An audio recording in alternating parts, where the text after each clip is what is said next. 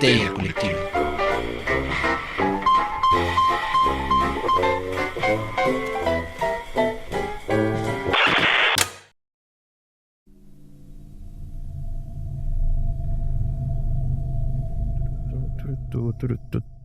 Esto es Histeria Colectiva, el programa donde Fernando Santamaría, Ricardo Medina y el Dr. Braham se sientan alrededor del círculo de invocación para abrir la caja de Pandora y volarse la tapa de los sesos platicando sobre ficción, magia, ocultismo, casos supernaturales, literatura y todo lo que tenga que ver con la cultura del horror. Buenos días, buenas tardes, buenas noches, donde sea que se encuentren, a la hora que se encuentren escuchando esto. Muchas gracias por dejarnos llevar todo el terror a sus oídos. Yo soy Fernando Santamaría y les doy la bienvenida al piso 616 de Evil Inc., mejor conocido en Latinoamérica como Corporación Malito.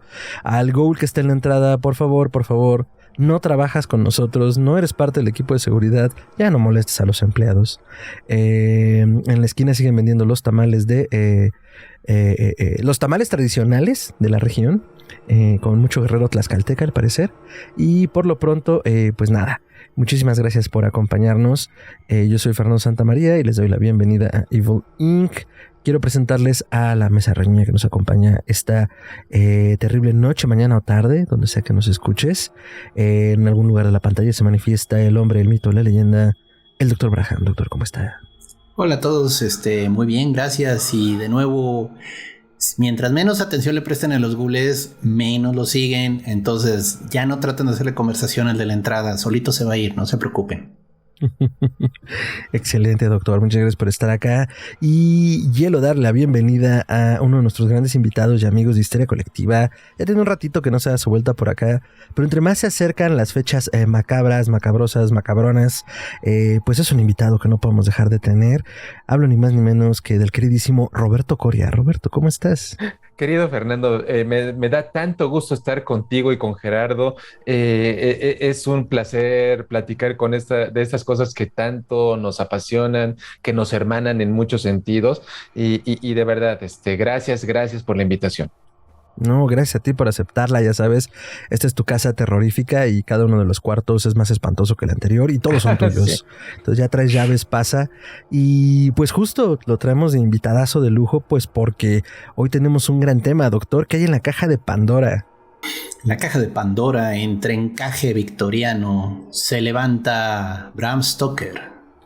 Excelente, entre su encaje victoriano, el cierto pelo negro y rojo y con unos colmillos de plástico de mercado, tenemos al único e inigualable Bram Stoker. Obviamente es necesario hablar de una figura como él porque a pesar de que lo hemos dicho en muchos programas, muchos de ellos con Roberto, que venía haciéndose un prototipo del vampiro desde mucho antes, más o menos unos 100 años antes de Drácula, es él quien acaba por consolidarlo en la cultura occidental victoriana. Entonces, pues a partir de eso ya tenemos al vampiro pues virtualmente como lo conocemos hoy, ¿no? Y todas las iteraciones que se han hecho y es imposible hablar del vampiro sin el artífice del propio Drácula. Entonces, claro. Roberto, por favor, ¿quién cangrejos era Bram Stoker? No, es completamente cierto lo que dices, Fernando, porque si bien había muchísimos antecedentes sobre la figura, sobre la presencia del vampiro, tanto en el folclore como en la literatura, Bram Stoker es quien toma todo el trabajo previo, lo aglutina en una obra maravillosa, una obra que este año 2022 cumple sus primeros 125 años de publicación y yo diría que se mantiene tan fresca, tan vigente como en su primer momento. Es una obra que no solamente ha formado a muchísimas generaciones de artistas. Yo en lo personal tengo una deuda impagable con el Drácula de Bram Stoker. Yo siempre digo que los vampiros me han dado algunos de los mejores y más dichosos momentos de mi vida, tanto personal como profesional. Qué maravilla. Y vaya, Bram Stoker, el hombre que escribió esta novela, se encuentra en una posición verdaderamente privilegiada dentro de mis afectos. A mí, fíjate, Fernando y Gerardo, seguramente han escuchado a muchos que se quejan de que es, vaya, un escritor exageradamente... ay, se me olvidó la palabra, pretencioso, que es demasiado abundante, demasiado reiterativo, que abusa de los adjetivos, que toma muchas temas, muchos aspectos que han sido presentados antes, Ujú. pero a todos ellos yo siempre les digo, el autor de una obra maestra es un gran escritor y definitivamente se le reconoce más por este texto. A Bram Stoker es autor de obras históricas, obras de biografías, de ensayos históricos, de muchísimas novelas relacionadas con el tema, de cuentos maravillosos. Tiene un libro de cuentos para niños que ahorita seguramente lo voy a mencionar, pero todos ellos siempre van a palidecer frente a la formidable creación de su hermano mayor, que es el Conde Drácula. Y es una obra que ha sido incansablemente visitada por todas las formas artísticas. Hay versiones de Drácula en teatro, en cómics, en cine. Podríamos hablar de todas las encarnaciones que ha tenido Drácula en la pantalla grande, en los videojuegos, en las caricaturas, en cosas tan cotidianas como puede ser un programa de la familia Simpson. Claro, Ustedes se acuerdan de ese Drácula de Bart Simpson. buenísimo. Vaya, es un autor al que definitivamente todos los aficionados a estos temas debemos infinita gratitud. Excelente, no podría pensar en mejor introducción y partir plaza que con todo esto que acabas de plantear, que desde la cultura pop seguimos abrevando de él. Si estás en YouTube, acabas de ser deslumbrado por una cama de peluche, que es la producción general aquí en Histeria Colectiva. Entonces, si no sabes de qué hablo y estás en Spotify, pues tal vez deberías correr a YouTube para recibir Hola. un saludo peludo. Mi ruñita. Mi ruñita, la productora general del programa. Y que de hecho, breve paréntesis, tenemos una fan en Argentina que le mandamos un saludote, que una Hola. vez dijo, es que Histeria Colectiva es un gran programa, es el podcast de horror y de gatitos en la mesa. Entonces sí, aquí Bien, tenemos gatitos en la así mesa. debe de ser, así debe de ser. Los gatos son los que realmente gobiernan este mundo. Pero no Hay lo un sabíamos, ¿verdad? video, bueno, hay fotos de que dice los gatos estorbando en todo, ¿no? Y hay marcas en cemento de romanos, así antiguos, con patitas de gato. Eso está Códices, maravilloso. Ajá. códices medievales en el que se ve que está el escriba ahí con mucho cuidado escribiendo y las patas del gato con tinta metiéndose en medio Sí. del códice. O sea, siempre han estado con nosotros, son protagonistas, no podemos negar que son muy importantes en nuestra vida, son geniales. No, Ahora- y ahorita sin querer, Gerardo. Y Fernando, ¿tu gatita cómo se llama? Ajá, mi ruñita. Mi ruñita abrió la puerta, porque dentro de las fuentes de inspiración de Bram A ver, Stoker dale. siempre se va a encontrar Carmilla de Joseph Sheridan Le Fanu. Ujú, Y tú te ujú. acuerdas que Carmilla se transformaba en un gran gato negro. Sí. Realmente ahí viene la idea de la transformación, pero Bram Stoker es quien la consolida diciendo que el conde Drácula, uno de sus poderes, no solamente la fuerza de 20 o más hombres, su capacidad de transformarse en niebla, sino de transformarse en todas las criaturas nocturnas existentes. La rata, la polilla, el murciélago, todo está presente ahí. Entonces, vaya, mi ruñita nos dio el permiso de recuperar eso. No, claro, no lo recordaba, tienes toda la razón. Se consolida hacia otro lado y hacia una figura más visceral, pero claro, se transforma en un gato negro. Ujú. Perdón. Bueno, pero Ajá. regresando al punto, Sí. es Bram Stoker, el hombre, el mito, él estudió literatura o se dedicó a otra cosa y de repente decidió que lo suyo era escribir. No, vaya, fíjate que yo siempre pienso cuando me refiero a un personaje como Bram Stoker en una película tan ordinaria como Ratatouille, una película de Pixar y de Disney. ¿Ustedes se acuerdan que en la recta final de la película, el crítico de cine Antone Go, que por cierto su voz en español la provee el maravilloso Germán Robles, con esa Wow. voz tan potente, tan sonora, en algún momento hace una apología al crítico y dice algo así como, no cualquiera puede ser un gran artista, pero un gran artista puede venir de cualquier parte.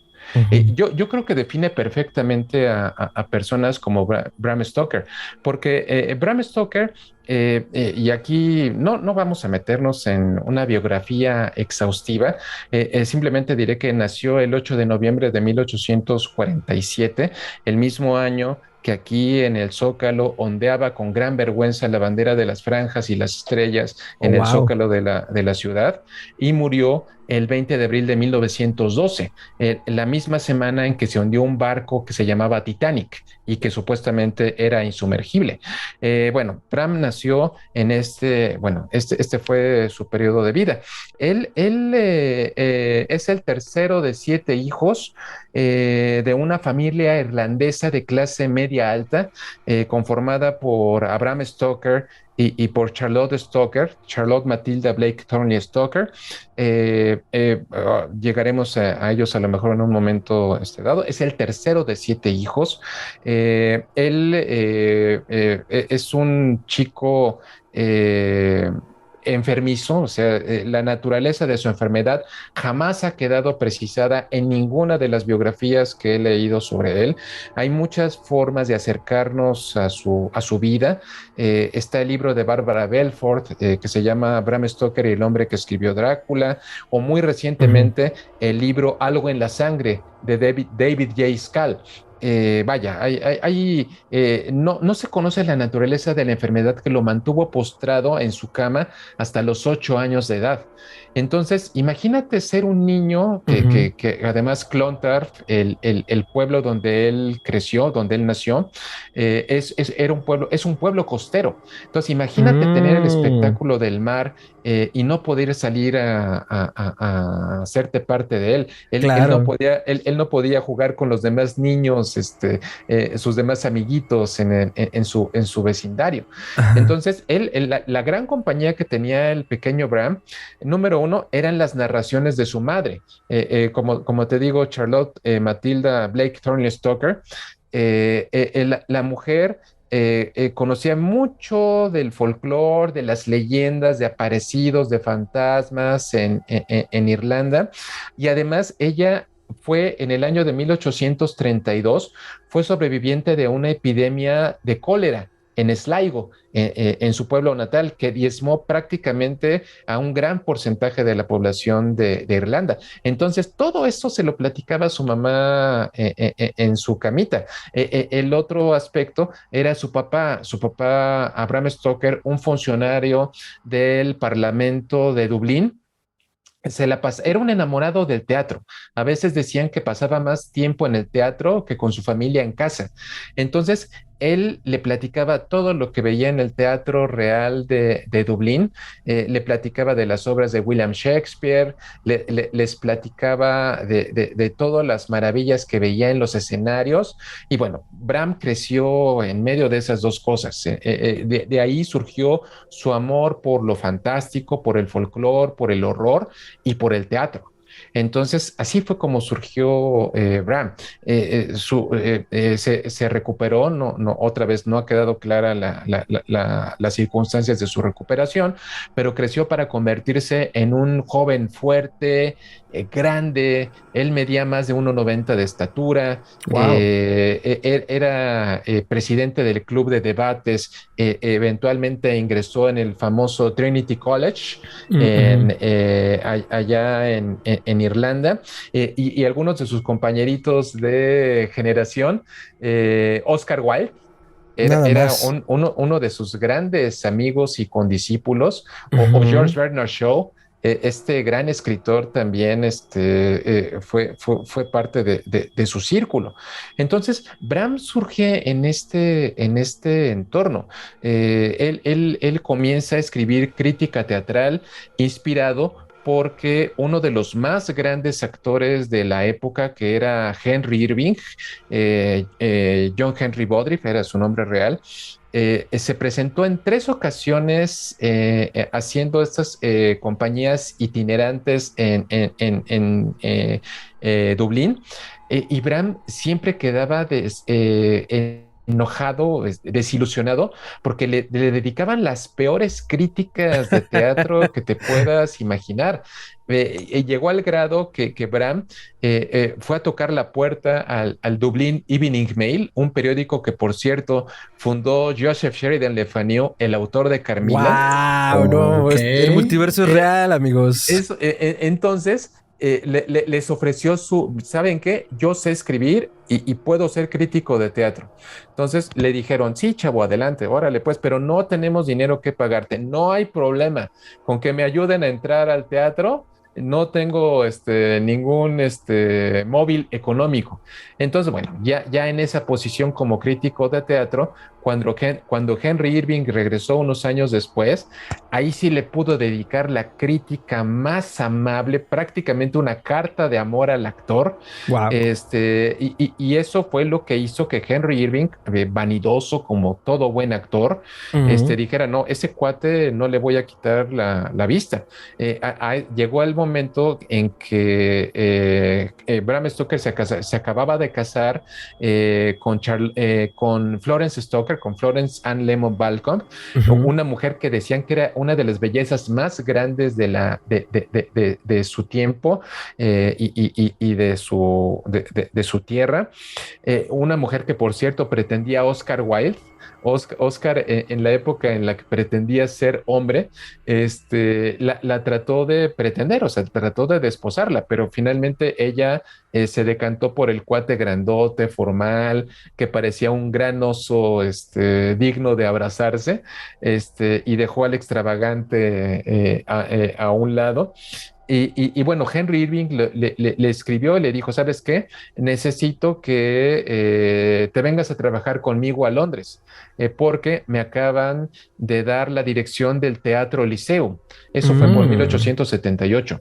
El Teatro Lyceum era una de las joyas de la corona de los escenarios británicos.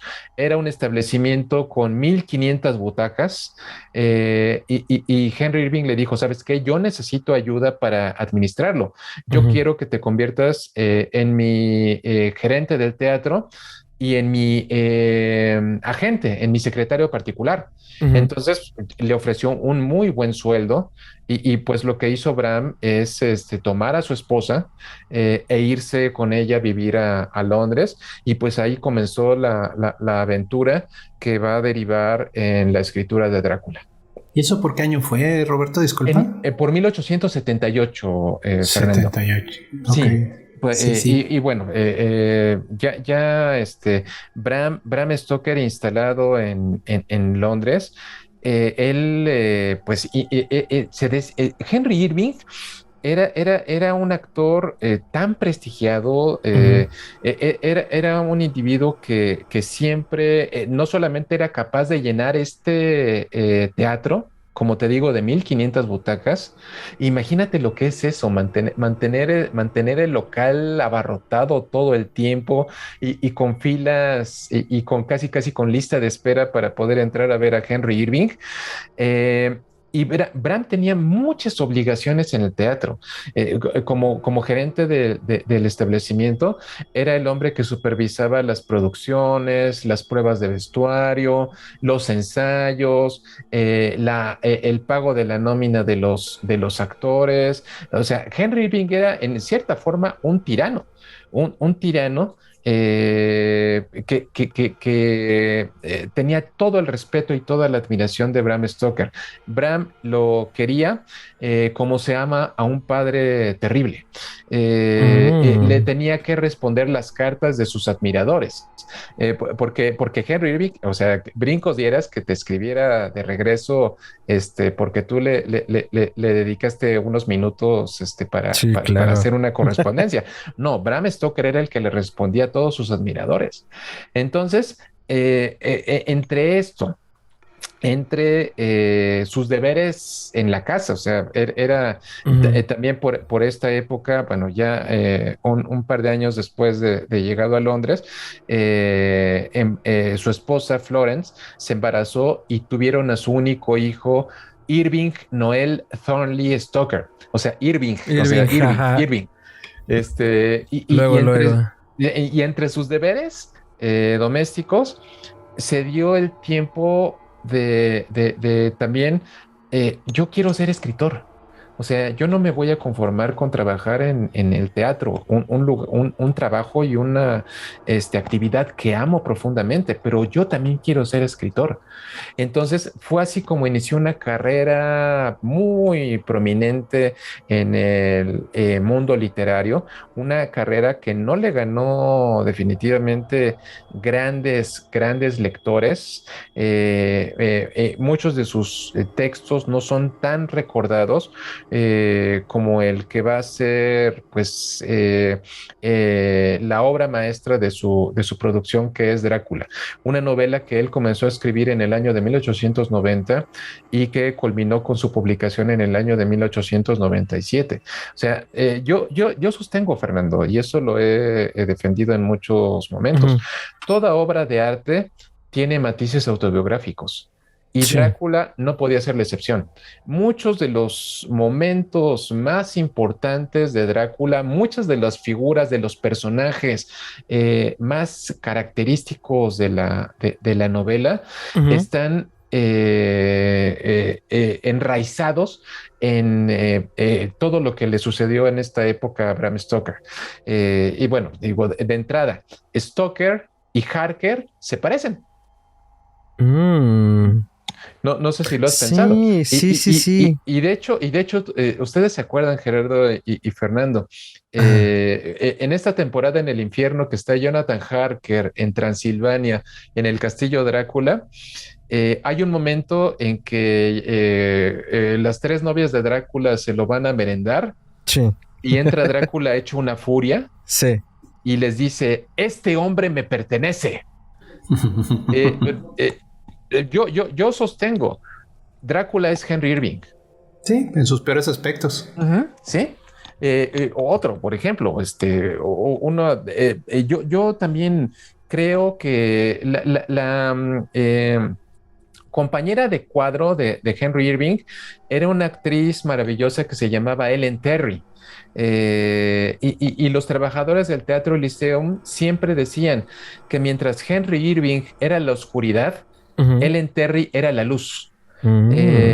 Y yo pienso que el personaje de Mina Harker, de Wilhelmina Murray, posteriormente Mina Harker, está basado de muchas maneras en Ellen Terry y en la propia madre de Bram Stoker, Charlotte Stoker. Ujú. Por ejemplo, pensando en estas personas que lo rodearon y sobre todo en la difícil relación marital que tuvo con su esposa Florence Stoker, el personaje de Lucy Westenra, no sé si ustedes se acuerdan que es una aristócrata vanidosa, mercurial, que tiene tres pretendientes, y bueno, ustedes se acuerdan que los dos únicos personajes mayores que mueren en la novela no solamente son los que tienen referencia al occidente, Ujú. el millonario tejano Quincy Morris Sí, sí. y Lucy Westenra, West, Oeste, Occidente. Bueno, eh,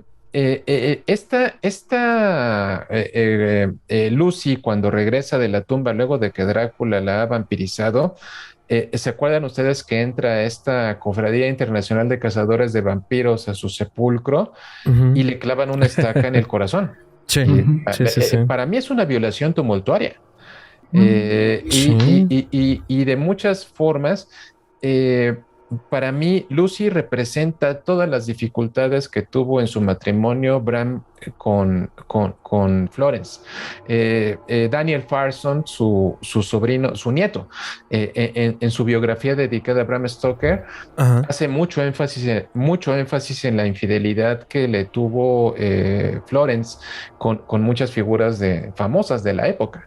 Entonces, yo no creo que para nada lo veo como una coincidencia que haya sido la manera de ajustar cuentas de los resentimientos por esa difícil relación conyugal. Y bueno, pues estas son algunas de las cosas que ahorita pongo sobre la mesa. Por ejemplo, ahorita que estás contando de que estuvo enfermo de algo que nadie supo bien que era de niño, parte de, vaya, obviamente ahorita ya todo el mundo sabe, es un vampiro. Pero es que no sabemos qué tiene. Mira que se está debilitando. Es un vampiro. No, sí, pero mira la sangre. O sea, todo ese cuadro, porque vaya, de nuevo, yo entiendo, es producto de su época y a veces puede parecer un poco lenta la narración en cómo te están explicando cómo Lucy se comienza a consumir literalmente sin ninguna explicación clara de lo que tiene. Y pues están los doctores así con cara de anonadados de pues es que es algo de la sangre, pero no sabemos qué. Pero no sabemos qué, ¿no? Y pues es literalmente también ese puede estar proyectando toda su experiencia de estar en la cama, sentirse débil, no saber qué tiene y ver venir sombras de médicos que le toman el pulso, le checan cosas, le recetan enemas o yo qué sé de aquella época. Sanguijuelas en el pecho del niño. Y ya, ¿no? Y se van y no mejoró. Bueno, pues qué pena. O sea, entonces sí tiene mucho digo, obviamente todo te marca, ¿no? O sea, uno no puede escribir de algo que no tiene. Esa es una regla. Claro. Entonces, él, toda esa experiencia que tuvo tan difícil con la salud, los medicamentos, los doctores, pues puede ser parte de toda esta situación en la que está explicando todo el tema de Lucy de, bueno, está enferma de algo que no sabemos qué es. Claro, tiene que llegar Van Helsing a poner orden y decir es que esto no es natural, o sea, esto ya pertenece a otro dominio. Pero es interesante. Y entrando en estos temas de lo sobrenatural, yo he leído, pero de nuevo, me suena especulación, que Bram Stoker fue miembro de una orden mágica que se llama la Aurora Dorada. La Aurora Dorada se fundó en 1888, un año en el que pasaron muchas cosas en Londres, pero bueno, entre ellas se funda esta orden mágica que bueno, pues eran magos que, bueno, eran masones que querían sentirse magos. Vamos a irnos por ahí, y ¿no? Egipcios, acaba de señalar, y egipcios, porque en la época victoriana esta fascinación romántica con Egipto los llevó a comer momia. Lo hablaremos en otro programa. Sí, comían momia. La trituraban y la vendían como un remedio al polvo de momia. Mágico. Bueno, de acuerdo. Bacala. Pero bueno, el punto es que se discute mucho qué tanto Drácula y sus tintes de sobrenaturalismo, porque vaya, Drácula hace cosas que, bueno, si haces tu tarea y lees literatura de vampiros, no es tan raro que Drácula haga esas cosas. Pero el punto es, metiéndonos en la orden mágica, hay quien sospecha que Bram Stoker fue miembro de ella. Ahora, en esa orden andaban desfilando figuras importantes, andaba W. Yeats, había... O sea, sí era un movimiento un poquillo intelectualoide, ¿no? O sea, sí había... Pues lo que es la crema innata cultural de Inglaterra. ¿Tú has leído o sabes algo? ¿O eres fan de la teoría o no, te pones en contra? No, sí he leído al menos 3 o 4 fuentes mencionan de su posible afiliación a esta logia que se llama el Golden Dawn in the Order. No, fíjate que no es difícil, Gerardo. La verdad es que todas las suposiciones que he leído han quedado únicamente en eso, jamás han presentado, o al menos yo jamás he leído, nunca de documentos, de minutas de sus reuniones, de contribuciones de tal o de cual persona, y concretamente de Bram Stoker jamás he encontrado ninguna confirmación cabal, pero no me parece descabellado pensar que Bram, al sentirse atraído y sobre todo, como dices, en este momento los victorianos están tan ansiosos por conocer toda la otredad, todo lo que se encuentra del otro lado del espejo, todo el exotismo de otras culturas, como acabas de decir, la fascinación que tenían por lo egipcio, toda esta cuestión relacionada con las momias, estos parajes ignotos. No es difícil que hubiera sido, que Bram se hubiera sentido atraído por esto para incorporarlo en su texto. Pero por ejemplo, ahorita lo que dices, concretamente, dentro de su libro, su primer libro publicado, que se llama El País del Ocaso. El título original es Under the Sunset, es un texto que publica en 1881, y son libros de cuentos para niños. Él los escribió dedicados para su hijo Irving Noel.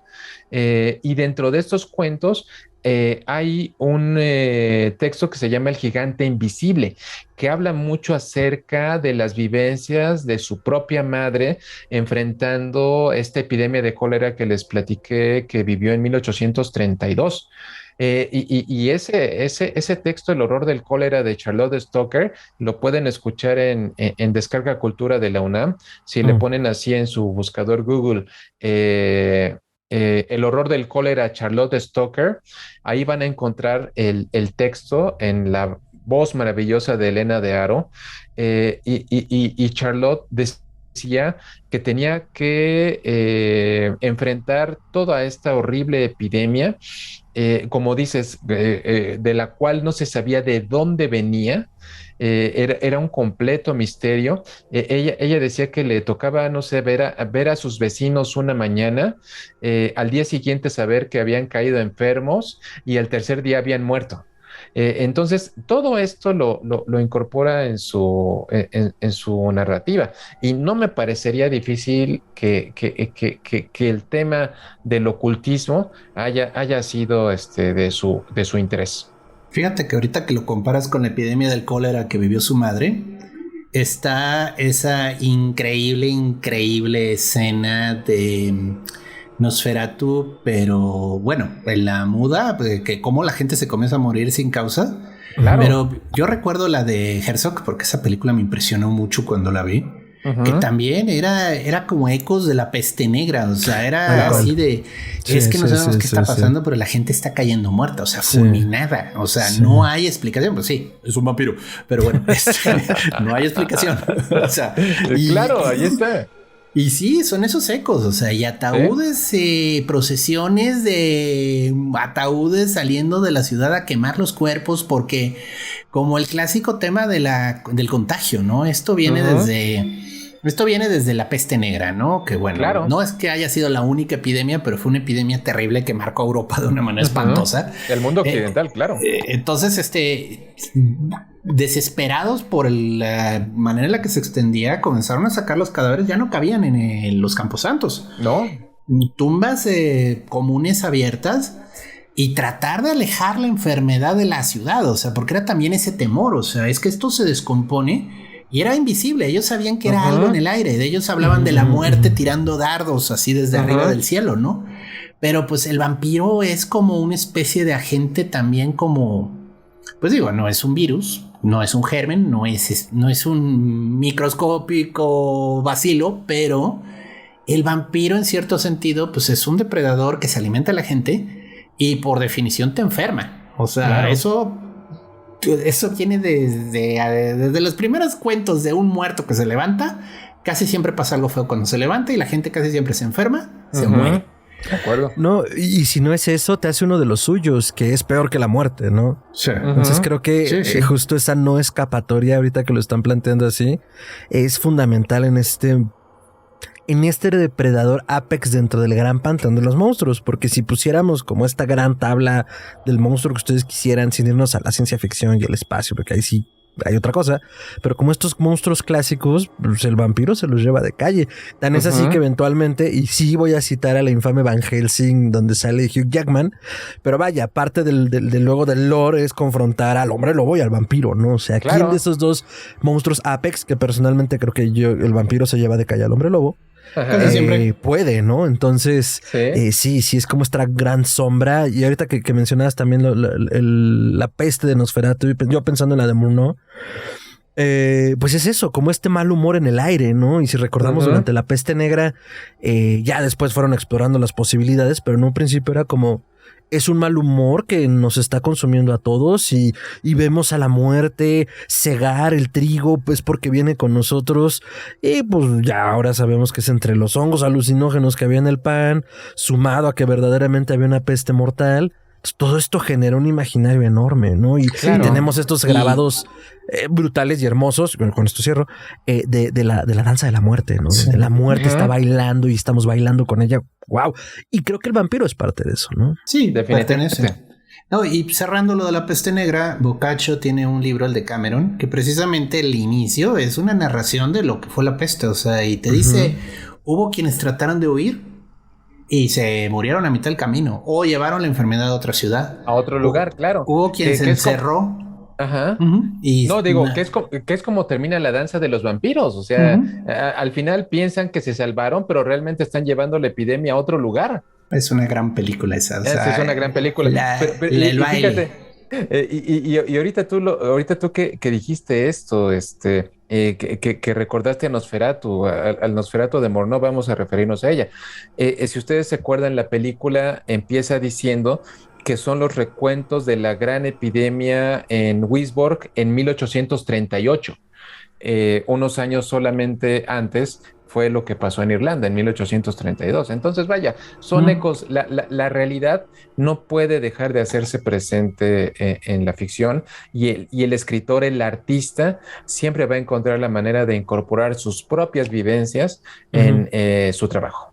Sí, y ahorita que lo decías, digo, sin querer salirme demasiado, siento que es una discusión incluso contemporánea entre los escritores que están haciendo horror actualmente. Decía en algún momento Mariana Enríquez, que he tenido la oportunidad de tomar algunas clases con ella, que ella no lo tomaba, o sea, que su vida no estaba allí. Pero lo que sí pasaba, y creo que lo fui masticando de, bueno, vamos a comprarlo, porque también al final ella sabe y es su obra. Pero lo que sí toma ella, y fue una de las clases que tomé, pues creo que con los amigos de Fábrica de Historias, daba la clase y decía, ella daba como la teoría de cómo manejaba el poder hablar de true crime, de crímenes reales, sin cruzar líneas que no deben cruzarse, ¿no? La ética, las familias, el dolor.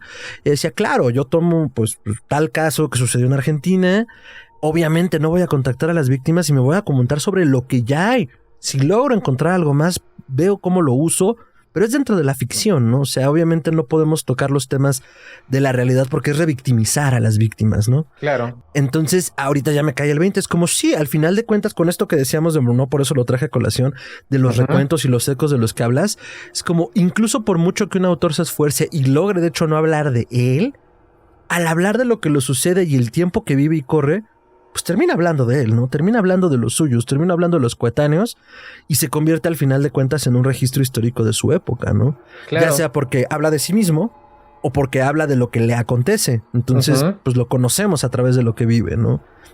Oye, Roberto, brincando un poco, pero hablando del tema de vampiro enfermedad. Sí, claro. ¿No hubo alguna película por los 90s de el SIDA y el vampirismo? Pues vaya, o sea, Nadia de Michael Almadeira, o sea, sí está relacionada con eso. ¿Sabes qué? Es más en literatura donde se ha trabajado en eso. Hay un libro que se llama Drácula Insólito, que publicaron para conmemorar el 50 aniversario de la película con Bela Lugosi en 1981. Y hay un cuento que se llama Todos los hijos de Drácula, que está relacionando el tema del vampirismo con las enfermedades infectocontagiosas y concretamente con las de transmisión sexual, como es el SIDA. Entonces, vaya, eso es un tema que el vínculo entre el vampiro y la medicina, irónicamente, no es un tema que se haya tratado tanto. A mediados de los 90, no, debe de haber sido por 1998. Me invitaron el doctor Bernardo Jasso y el doctor Francisco García de la Facultad de Medicina de la UNAM. Ellos organizaron un diplomado que se llamaba Saber Médico, Saber Científico, Saber Popular. El vampiro a la luz de la medicina. Wow. Entonces, fue una experiencia bien padre, chicos, porque la conferencia que a mí me tocó ofrecer fue en un salón, en un auditorio de la Facultad de Medicina, cíclico, así, me sentía como Van Helsing dando su conferencia magistral en el Drácula de Francis Ford Coppola. Ahí estaba hablando de cine y de vampiros. Definitivamente es un tema muy amplio de tratar y sobre todo, como dices, Gerardo, completamente relevante en esta época marcada por las enfermedades contagiosas como la epidemia de COVID, de la que aparentemente estamos saliendo. Sí, y vaya, como el vampiro es un transmisor en cierto sentido, yo estaba pensando en este tema del que te pica, pero se lleva la enfermedad como los mosquitos. Ujú. el vampiro podría ser un vector de contagio también. O sea, digo, de nuevo, ya estoy debrayando muy duro para una historia, No, pero, está bien, pero sí, o sea, digo, aparte de todo lo que te provoca por morderte, te puede andar contagiando de cólera o de tifo porque ya mordió a alguien enfermo de eso. No, y es un ser inmortal que lleva 500 años lleno de todo tipo de enfermedades contagiosas en la sangre. Y su saliva simplemente pues la carga, porque pues como claro, buen transmisor tiene todo. claro. Qué feo. Pero bueno, oye, pero a ver, regresando al señor Bram Stoker, porque si no nos Sí. vamos a, Sí, porque si no nos podemos salir por tantas tangentes. sí, a patinar con Drácula de Pero todo nuevo. es Sí. culpa de Bram Stoker.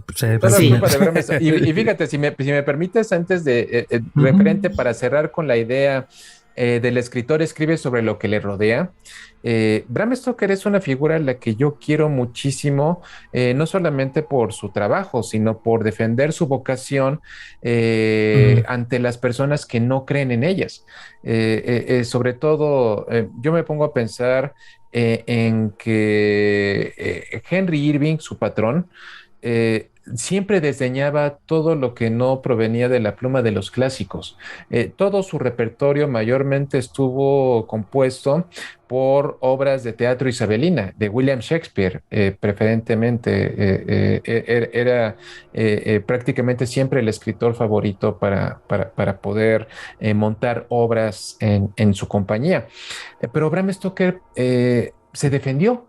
Bram Stoker siempre defendió su vocación ante la poca aceptación que tenían las personas que lo rodeaban. Entonces, eso me gusta, eso me gusta, siempre ser leal a quien eres, siempre ser leal al joven que fuiste alguna vez. No todo el mundo lo acepta. Yo en lo personal, tú, Fernando, sabes, escribí una obra de teatro en 2007 que se llamó El hombre que fue Drácula, que es una historia, véanlo de esta manera, es como una especie de biopic sobre todos los eventos que le llevaron a Bram Stoker a escribir Drácula. Pero bueno, concretamente por la relación de Bram Stoker con Henry Irving, yo no puedo evitar la cuestión personal. En mis primeros años trabajando en la Procuraduría de Justicia de aquí de la Ciudad de México, mi jefe, el doctor Escárcega, era una persona férrea, era una persona, no diría tiránica, pero sí era una persona demasiado rígida en su manera de actuar y yo me convertí de alguna manera pues en el hombre de sus confianzas. Siempre que él tenía que salir a dar clases, siempre que salía de vacaciones, yo era el que me quedaba como A cargo. jefe sustituto. Sí, yo era, digo, sin tener una mayor jerarquía, siempre al ser digamos, el elemento con más antigüedad ahí en la Fiscalía de Iztapalapa, yo siempre era el que me quedaba a cargo.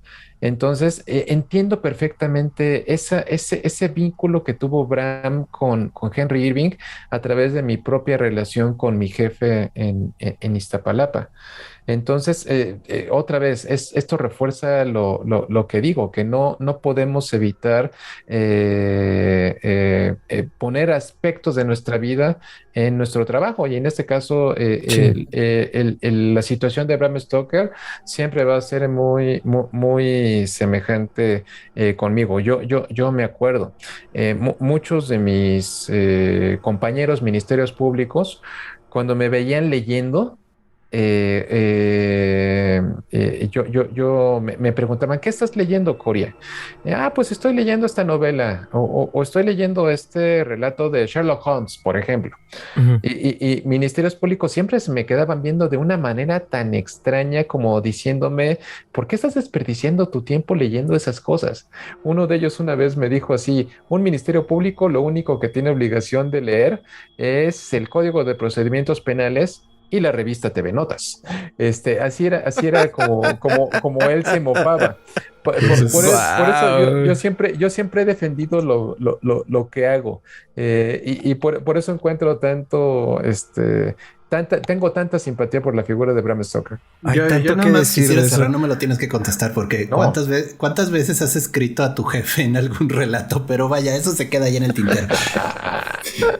Oye, pero Bram Stoker, amando tanto el teatro, ¿no escribió obras de teatro?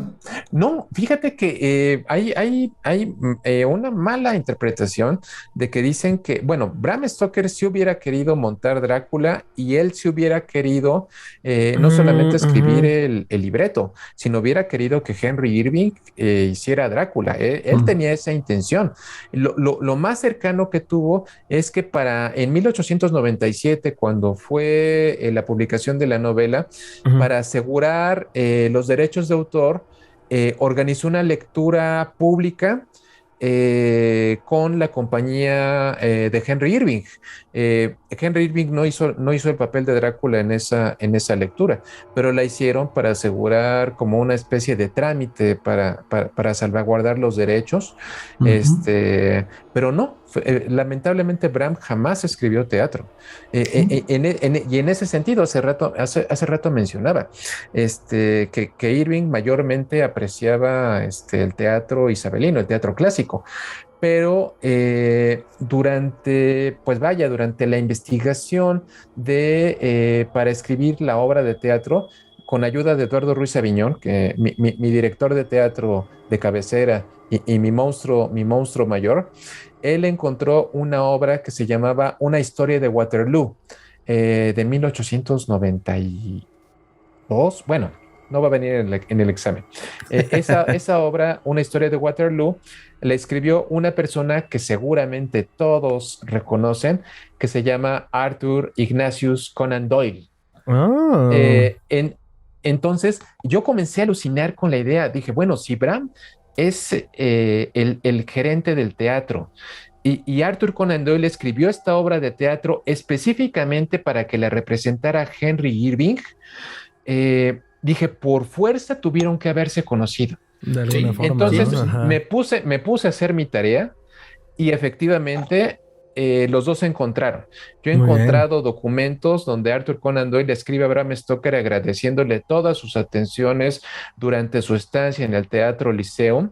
Entonces, imagínate ese encuentro. Están juntos el papá de Drácula y el papá de Sherlock Holmes. Qué maravilla. Tuve que ponerlo en una escena en mi obra de teatro. Y en lo personal, vivir todo, o sea, porque Ana Luisa, mi esposa, era asistente de dirección. Entonces, yo estuve prácticamente presente en todas las representaciones de las 3 temporadas de la obra que se montó en Teatro UNAM. Y estaba como el fantasma de la ópera ahí paseándome por atrás el escenario, Tras en los bambalinas. camerinos. A mí me encantaba siempre, ya que llegaba el final del segundo acto, es una obra en 2 actos, a mí siempre me encantaba meterme entre el público con muy discreto para escuchar el aplauso de todos los espectadores. Era algo verdaderamente conmovedor, era algo sobrecogedor. Entonces, bueno, ahí está presente la magia del arte dramático.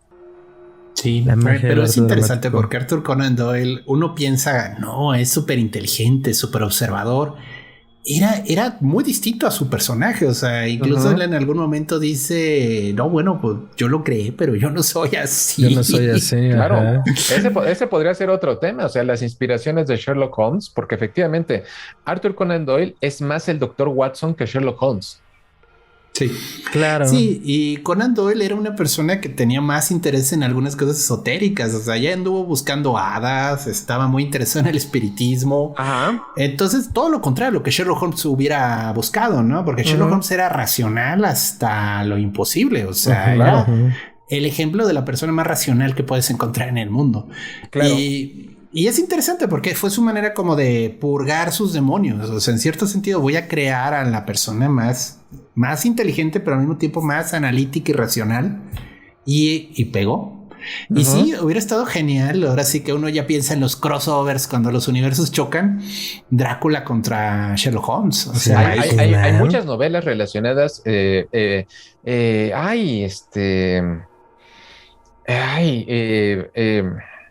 Se me olvidó ahorita el Nicholas Meyer.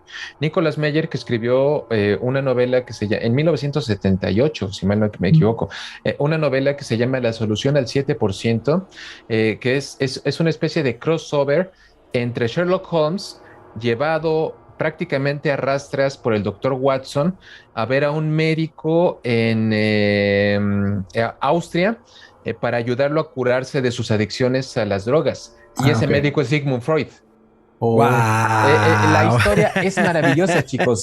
Al final vemos a Sherlock Holmes y a Sigmund Freud hombro con hombro luchando para resolver un crimen. Está padrísima. Pero un par de años después, este mismo Nicholas Meyer escribió una novela que se llamaba El horror de West End, donde Sherlock Holmes está haciendo una investigación para resolver unos asesinatos y empiezas unos asesinatos que ocurren en el medio teatral en ese momento en Inglaterra. Conoce a Henry Irving y comienza a seguir a su gerente de Henry Irving. Y entonces Holmes lo sigue hasta una habitación, a unos cuartos, a unos flats, a un flat que renta este hombre Bram Stoker, y Sherlock Holmes se mete a buscar pistas y abre una mesita y ahí encuentra el manuscrito de una obra que se llama Drácula. ¡Wow! ¡Qué bonito! Eso está muy bonito. Y eso es mucho bagaje cultural enorme para cruzar el universo victoriano. Sí, pero ahí lo hermoso, digo, es que de nuevo idealizamos luego mucho ese Londres victoriano, ¿no? Pero es que es un Londres lleno de ficción y de historias. Claro, claro. Perdón que te interrumpa, pero una imagen visual que me hizo pensar en lo que podía oler el Londres victoriano fue recientemente The Sandman, la adaptación de Netflix. Claro. Cuando está en este episodio y se aparece en 1888, igual una cosa así. Y nada más de ver cómo camina y o sea, toda la ambientación que lograron fue como, no quiero oler eso. No, perdón. No, ahora sí, continúa. Era difícil, pero... Era insalubre. Insalubre. Pensar así, Sherlock Holmes contra Jack el Destripador, Drácula contra Jack el Destripador y Drácula, o sea, es como juntar personajes y comienza a volverse todos estos personajes del horror victoriano, encontrándose, cruzándose, y obviamente entre ellos hay a veces décadas, ¿no? Pero es un momento fantástico. Y otra cosa bonita ahorita que mencionas este escritor Meyer es como cuando ya la creación es tan inmortal que sobrevive al mismo autor, continúa apareciendo en diferentes medios, en diferentes lugares, se vuelve literalmente inmortal. O sea, Sherlock Holmes es inmortal. Ha tenido tantas versiones y siguen escribiéndole casos a Sherlock Holmes, lo cual aprecio mucho porque a mí me gusta mucho. Claro. Digo, hay detalles que luego me molesta el tema de por qué no se murió, pero bueno, total, el chiste es divertirse, ¿no? Claro. Y Drácula igual, o sea, el conde sigue apareciendo, o sea, por todos lados sigue saliendo de alguna manera o de otra. Claro. Su sombra, su nombre, la referencia, o sea, y sabes que está ahí, o sea, estaba viendo, que digo, de nuevo, no es Bram Stoker, pero pues fue graciosa la referencia cruzada. Acabo de ver una caricatura que se llama Supervillanos, Super Crooks. Está cotorre en Netflix. Es de villanos haciendo un Ocean's 11 y robando algo que era imposible robar, ¿no? Ok. Pero lo gracioso es que están robando el casco de un supervillano que la Liga de la Justicia de ese mundo le quitó al villano porque el villano era muy poderoso. Era como mago, hacía cosas raras. Nadie sabía cómo, pero era el casco, ¿no? Y el villano se llamaba el Conde Orlok. Entonces por fin consiguen el casco, se lo llevan a Transilvania porque es un excéntrico millonario que vive en un castillo. Está muy simpática todo eso. No es posible. Se llama Super Crooks. Super Crooks, pero... La voy a buscar, al rato la voy a buscar. Está cotorra, está para palomear un rato, pero... La vendiste muy bien. Me vendiste la trama. Ajá, la vendiste muy bien. Es periférico, o sea, el Cóndor lo que es solo por un momento, pero me dio mucha risa, o sea, se me hizo... Claro. Bueno, pues sí, ¿por qué no? Conde Orlok. Pero bueno. Y fíjate, y digo es que el problema para mí, siempre que me invitan a hablar de Bram Stoker, o de Drácula es no desbordarme. Sí. Me cuesta tanto trabajo contenerme. Por favor, chicos, les ¿Cómo ruego que no? me ayuden. Pero, por ejemplo, Bram Stoker en sus primeros manuscritos, él pensaba titular la obra The Undead, el no Ok. muerto, el Ujú. Bueno. insepulto. Ujú. Eh, ¿Ustedes creen que una obra que se llamara así habría podido sobrevivir 125 años? No. Yo Difícil. digo que no. Mm, Y si ustedes se fijan en el título de la obra, vemos su enorme influencia y su apego a las obras de teatro clásico. Piensen en William Shakespeare. Todos sus títulos, Otelo, Macbeth, Ricardo III, Hamlet, todos nombres propios, breves, intensos, poderosos. Por eso yo pienso que la solución final de llamarle Drácula no solamente es porque haya tomado influencia en esta figura del voivoda Drácula que le presentó el profesor Arminius Bambery allá por 1889. No solamente estar inspirado en este personaje tan terrible y que documenta la historia, el nombre para mí está ligado estrictamente a la tradición teatral. ujú. Te Allí luego el entiendo. tema es de que, bueno, y de nuevo, aquí discúlpenme si digo alguna burrada, porque hasta donde yo sé, el conde de Black Tepes es un héroe nacional, o Ah, no, sea, claro, no es una burrada. en su tierra es ahora sí que pues, el héroe que nos salvó de la invasión turca, o sea, Sí. no es Ujú. cualquier persona, No, no, que no, no, sí no. tenía ciertos desplantes de crueldad que eran necesarios para asustar a los turcos, no, ellos se justifican. Pero vaya, ¿a qué punto la leyenda de este noble tan violento, tan sanguinario, tan empalador a la gente, sobrevive y se ve transportada a la Inglaterra victoriana? Ujú. Y, uy, Drácula, ¿no? Y pum, explotó. O sea, Sí, es que de nuevo es uno de esos casos un poquito de orientalismo, aunque no es orientalismo directamente, pero es lo exótico, ¿no? O sea, una persona de otro país que, bueno, es cristiano, pero son raros por allá. Y que este choque cultural de, pues es una persona que viene del pasado, ¿no? Estas noblezas rancias de allá de la Europa central, ¿no? ujú. Que vaya, incluso lo dicen en la de Coppola, ¿no? Cuando se enoja. Bueno, Harker hace un comentario muy casual del linaje de Drácula y Drácula se voltea y le dice: aguas, porque por mi sangre fluye la sangre de Atila. O De sea, Atila. como Ujú. diciendo, respétame, pero es que eso es muy de esos nobles, o sea, es gente que dice, yo soy descendiente de Carlomagno, vaya, que eso decía el grandísimo Christopher Lee, que en paz descanse. Eh, sí importa la sangre, o sea, importa Claro, ese linaje, esa El herencia, linaje. ¿no? claro. Y bueno, pues llevas a este personaje de, por así que encapsulado en ámbar como el mosquito de Parque Jurásico, y lo llevas a Inglaterra victoriana, que dentro de todo lo era un lugar de avance, o sea, a comparación de Rumania, ¿no? Y pues el conde, aunque esto ya es más de las películas, pero pues el conde comienza a ser de las suyas, donde antes solo había nativos y asustadizos y supersticiosos que ponían cruces en las paredes. Aquí ya comienzan a atacarlo con armas de fuego, lo comienzan a Claro. perseguir con todo el poder de la ciencia, ¿no? Y Ujú. entonces el ferrocarril juega un papel importante. O sea, es muy interesante porque, aunque Drácula no es como tanto te lo ponen en las películas, sobre todo la de Coppola, que a mí me gusta, pero vaya, entiendo que la novela es otra situación. Tiene Sí, lo claro. suyo. El modo en el que se echan esta persecución de Gato y el ratón de Drácula de regreso a su castillo, pero el tren es el factor porque les permite ganarle tiempo al barco. O sea, son cosas que dices, es que eso es una maravilla de esta época moderna, es una proeza Claro, de la ingeniería, ¿no? El mundo claro. moderno contra el mundo antiguo, ¿no? Y al final, pues digo, con muchos esfuerzos logran vencer al villano, ¿no? Y fíjense, y hay un aspecto que realmente no es muy conocido. En los manuscritos originales de Drácula, Bram Stoker escribió que luego de que la valiente cofradía de cazadores de vampiros acabaron con Drácula, el castillo Drácula se derrumbó. El castillo Drácula se viene abajo. Ujú. Eh, pero en la edición final, o sea, ya en la que llegó a las librerías, suprimió ese final y el Castillo Drácula seguía perfectamente bien. Yo siempre me he preguntado, ¿verdaderamente lo cambió por la peligrosa similitud con la caída de la casa de Usher de Edgar Allan Poe? ¿O eso es algo con lo que me voy a quedar hasta que llegue la tumba? Bram Stoker tendría el interés de escribir más adelante una segunda parte, una continuación. Probablemente. Recuerden ustedes, chicos, de acuerdo al folclore está la cuestión de la estaca atravesando el corazón, las hostias consagradas, el agua bendita, todo eso, pero Drácula no muere de esta manera.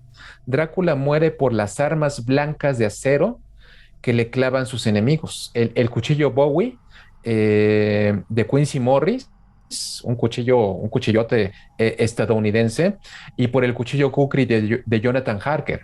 Entonces muere Drácula por armas blancas de acero. Y entonces me pregunto, ¿Drácula realmente murió? No. El punto es, en los hechos, Drácula sigue tan fresco como una lechuga. O sea, vemos, tú lo acabas de decir, Gerardo, tantas encarnaciones de él. El año que entra vamos a ver Renfield, una Ah, película. esa se ve Es bonita. cierto, Sí, sí, a mí me da con Nicolas curiosidad. Cage, ¿no?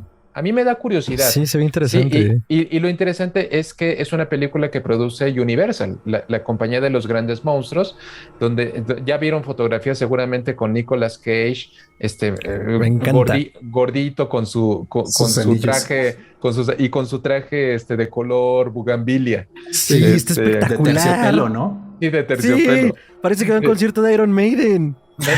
aunque no lo creas, me da curiosidad, Gerardo. Yo sí Yo sí quiero. la quiero ir a ver cuando Bueno, salga.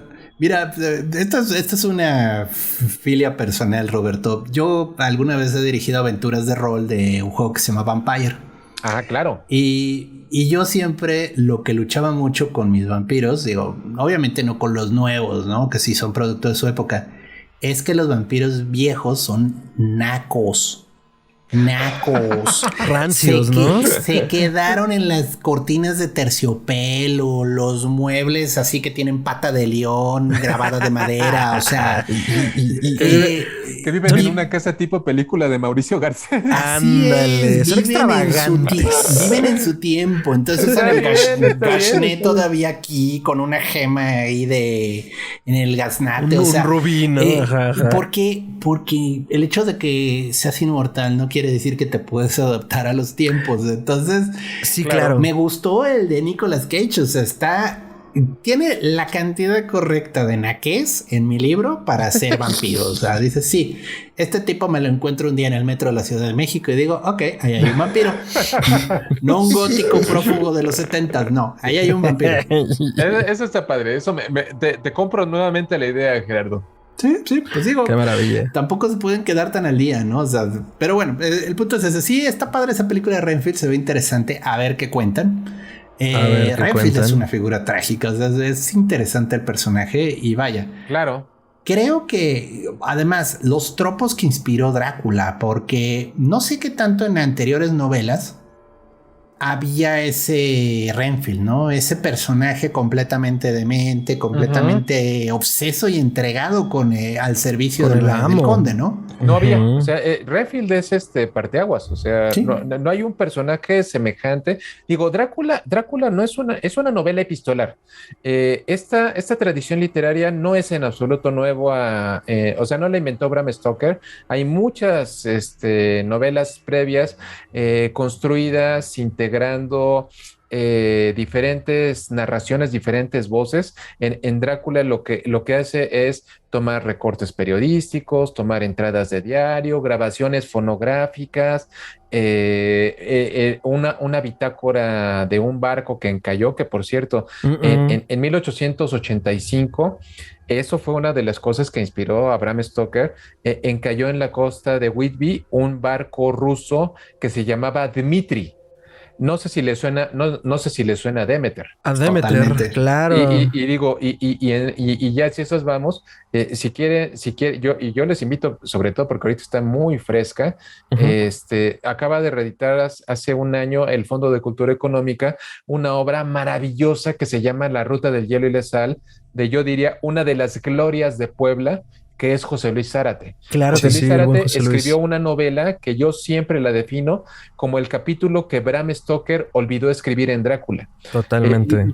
Y que es todo ese viaje de Varna a Whitby, de este barco maldito que es el Demeter, donde no solamente el capitán tiene que ir luchando contra sus demonios personales, contra sus apetitos homosexuales, sino con un polizón horrible que está en las bodegas y que va a Londres. Entonces, bueno, otra vez las tangentes. Sí. Tuvimos el placer de entrevistar a José Luis en un programa. Qué maravilla. Y precisamente hablamos de la reedición de su libro, porque sí, pues, sí era tema.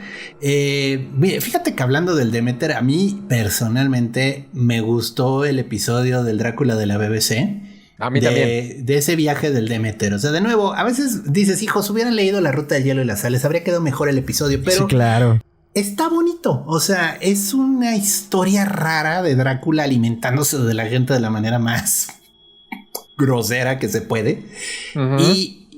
Y todos saben que hay algo que los está matando y están en el más puro estilo Alien, el octavo pasajero de quién chingados es, o sea... Bien. Está muy bien lograda. Creo que es una belleza eso. A mí también me gustó. Y fíjate, este tipo de cambios son los que son válidos cuando haces una reinterpretación de una historia clásica. El Demeter, en el caso de la serie de la BBC, es un barco de pasajeros. Y en el otro no, es un barco de carga. Sí. Entonces, vaya, es de esas licencias que para mí son válidas. A mí lo que me hubiera gustado, digo, en ese episodio, nada más cerrándolo, es todos los personajes que están ahí tienen una razón de estar ahí.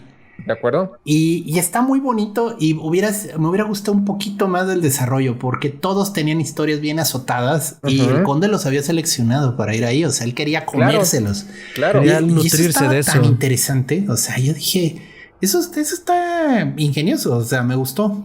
Sí, de acuerdo. Maravilloso, queridos amigos. Me parece un gran punto para ir cerrando la conversación. Que no quisiera, de verdad no quisiera. Entonces eso nos va a llevar a hacer un Bram Stoker, la venganza de la Aurora Dorada. Entonces seguro seguiremos hablando de él y si no es acá buscaremos el foro porque Stoker para todos. Como verán, pues hay mucho donde cortar y el vampiro está más vivo que nunca. Creo que lo dijimos ya en varias ocasiones, en varias de tus participaciones, que Roberto. El no muerto está más vivo que nunca y creo que es de los pocos monstruos que ha sufrido como ese desgaste que muchos otros han visto con el tiempo. Pienso particularmente en los zombies, por ejemplo, que fue el más evidente en los últimos 40 años más o menos. Zombies y de repente ya nos hartamos de ellos y van a descansar y van a resurgir, pero el vampiro pervive, ¿no? Entonces es una maravilla poder hablar del artífice del vampiro como lo conocemos hoy. Por lo tanto, queridos amigos, comentarios de cierre, redes, por favor. Roberto. Ay, pues de veras, gracias por esta plática, amigos. Yo me siento como en el capítulo de Los Simpson cuando dice Leonard Nimoy, donde quiera que haya enigma, las fuerzas cósmicas me guiarán. Así me siento yo con Drácula y con Bram Stoker. Pues vaya, gracias por la oportunidad, Gerardo y Fernando. A mí me pueden encontrar con mayor facilidad en Twitter. Yo estoy como @rcoriamonter. Ahí me encuentro a su servicio. Y bueno, pues sé que esta no será la última ocasión en la que nos vamos a encontrar, por supuesto, amigos. Que no. Y otra vez, es un placer platicar siempre con personas que comparten tus obsesiones. Un placer para nosotros, querido Roberto. Gerardo, comentarios de cierre y redes. Bueno, de nuevo, sí, el vampiro clásico no va a morir nunca. Siento que a veces hay adaptaciones no tan afortunadas. Sí, vaya que sí. Ahí sí de repente es, oigan, déjenlo descansar tantito, que regrese revitalizado, pero sí es así como, oh por Dios, esta no me gustó. Pero casi siempre el vampiro es un tropo muy divertido. Acabo de terminar de ver la de Midnight Mass. Está buena. Es una gran serie, claro. Solo, sí, estoy de acuerdo, el cura es un idiota, pero aparte de eso, está muy buena la historia. O sea, vale mucho la pena, no digo más porque échela. Es una historia que no esperas, pero de repente es vampiros. Y se aprecia el modo en el que juegan con él. O sea, sí me gustó. Y es un poco lenta, sí la criticaron por eso, pero vale la pena. A mí, bueno, pues en este momento en redes me pueden encontrar sobre todo en Twitter como Chutaro Melquisedec. Es donde comparto más. O sea, les voy a ser sincero, me gusta Twitter. Facebook cada vez me da más flojera. Pero tengo también ahí una fanpage para todos los que nos siguen aquí en Histeria Colectiva. Es Gerardo Braham. Ahí estoy compartiendo pues las ligas de los programas, comentarios. Si de repente organizamos algún cotorreo especial, ahí lo van a ver. Si lo suyo es Facebook, búsqueme, por ahí me encuentran. Y gracias, un placer estar aquí con todos ustedes. Una maravilla. No, al contrario, el placer es nuestro y espero que sea de la audiencia. Siempre tratamos de que los temas se mantengan interesantes y pues no es la excepción por el tema, por el invitado, querido Roberto, muchísimas gracias. Siempre es un deleite porque justo de eso se trata, Histeria Colectiva, al menos eso, así lo hemos tratado de hacer los últimos años y desde que empezamos, una plática entre amigos ñoño, porque somos ñoños hasta la pared de enfrente y pues platicarlo con o sin micrófono, pues decidimos poner el micrófono enfrente y compartirlo con todos ustedes, querida audiencia, un cachito de nosotros. Y pues nada, creo que todo lo dicho que se puede decir hoy está puesto. A mí me pueden encontrar como @mantrasaices con la T doble A al final en Twitter y en Instagram. Y pueden seguir Histeria Colectiva Podcast en donde sea que escuchen podcast y en @podcast.histeria en Instagram, en Podcast Histeria en Twitter y como Podcast Histeria también en Facebook. Nos pueden escribir todos sus comentarios, añadiduras o sugerencias a contacto@histeriacolectivapodcast.com. Y pues nada, ya lo saben, dense por acá, suscríbanse, encampánense, recomiéndenos con su abuelita, la que los ve feos, sí, con ella, para que los vea menos feo. Y pues nada, seguimos por acá haciendo ruido en el mundo del horror. Roberto, Gerardo, querida audiencia, muchísimas gracias y hasta entonces. Adiós. Adiós. En mi cabeza está sonando, no sé, Alice Cooper. Y estoy en la fiesta ¿qué traes? de sombras Bela tenebrosas. Lugosi's Dead de Bauhaus, el himno de vampiros, o sea, es la canción.